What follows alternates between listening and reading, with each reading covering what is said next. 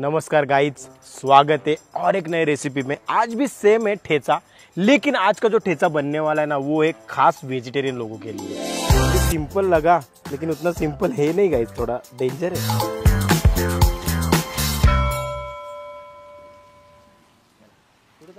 चला तर मग त्यांना अवघड वाटलेला आहे तर आपण सोप्या पद्धतीने खरडा पनीर रेसिपी तयार करू। न वेळ घालवता पटकन रेसिपी बघूया। अगदी सहज आणि पटकन आणि तेवढी चविष्ट भन्नाट अशी रेसिपी म्हणजे खरडा पनीर रेसिपी। 1/2 किलो पनीर घेतलेला आहे। पनीरचे तुम्हाला आवडील तसे काप करून घेऊयात मस्तपैकी। जसे पाहिजे तशा तुमच्या आवडीनुसार आकार करू शकता। आणि खरडा घ्यायचा आहे। खरडा त्याला आपल्याला दोन्ही साइडनं मस्तपैकी दाबून जेवढं पनीरवर खरडा बसेल ना तेवढा आपल्याला खरडा लावून घ्यायचा आहे।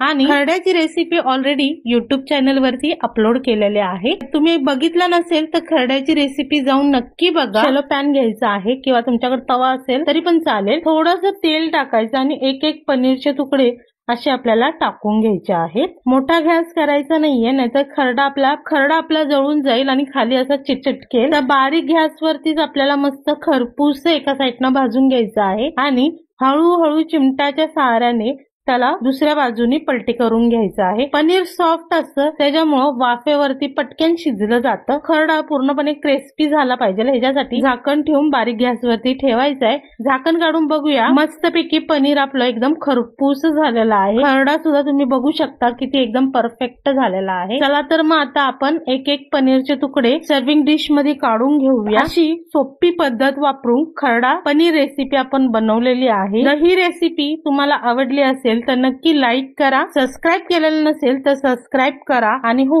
बेल आयकॉन दाबायला विसरू नका। रेडी आहे आपली खरडा पनीर रेसिपी। चला तर मग पुन्हा भेटूया अशा छान छान आणि मस्त मस्त रेसिपी सोबत प्रज्ञाज मेजवानी चॅनल वरती। आवडली असेल तर नक्की ट्राय करा। Thank you so much.